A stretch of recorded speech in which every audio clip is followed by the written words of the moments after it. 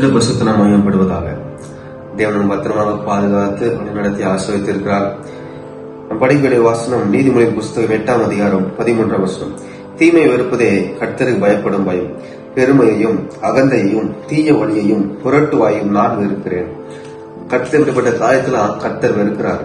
என்னன்னு காரணம்? பெருமையானவைகள் பேசுறதும் அகந்தையையும் தீய வழியையும் புரட்டுவாயையும். கர்த்தர் சொல்றாரு, தீமை வெறுப்பதுதான் கர்த்தருக்கு பயப்படுற பயம் என்று சொல்லப்பட்டிருக்கு. நம்ம தீமை செய்யறோமா நன்மை செய்யறோமா?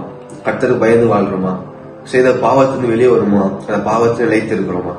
தீமையான வெறுக்கணும். அது அப்படிப்பட்ட பாவத்தை நம்ம வெறுக்கணும். தீமையை வெறுத்தாதான் கர்த்தருக்கு பயப்படுற பயம் வேதம் சொல்லப்படுகிறது.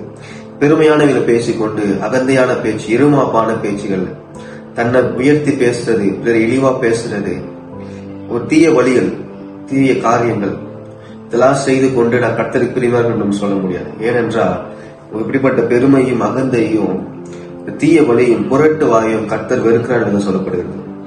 நம்ம இப்படிப்பட்ட சூழ்நிலைகள மாட்டிக்கொண்டு இருக்கிறோமா? இந்த மாதிரி காரியத்தில் நம்ம இருக்கிறோமா? பெருமையானவங்களை பேசி அகந்தியான பேசிட்டு புரட்டு வாயோட தீய வழியை செஞ்சுட்டு தீய காரியத்தை உணர்ந்து அதை நம்ம நல்ல ஒரு உற்சாகத்தோடு செய்வோம். தீய காரியத்தெல்லாம் இப்படிப்பட்ட உணர்வு இல்லாதவர்கள் நாம் இருக்கிறோமா? உணர்வு உள்ளவர்களாக தீமை வெறுத்து கர்த்தருக்கு பயப்படுதலை தேர்ந்தெடுக்கிறோமா? கர்த்தர் இப்படிப்பட்ட பெருமையான காரியங்களை கர்த்தர் வெறுக்கிறார்கள். கர்த்தருக்கு பயந்து வாழணும். கர்த்தருக்கு என்று உண்மையா வாழணும்.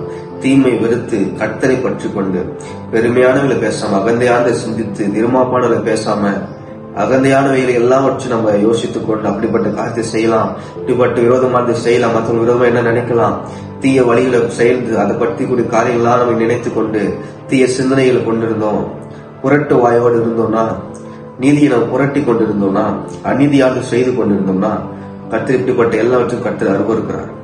கர்த்தருக்கு பயப்படுவோம், தீமை விட்டு விலகுவோம். ஆமென்.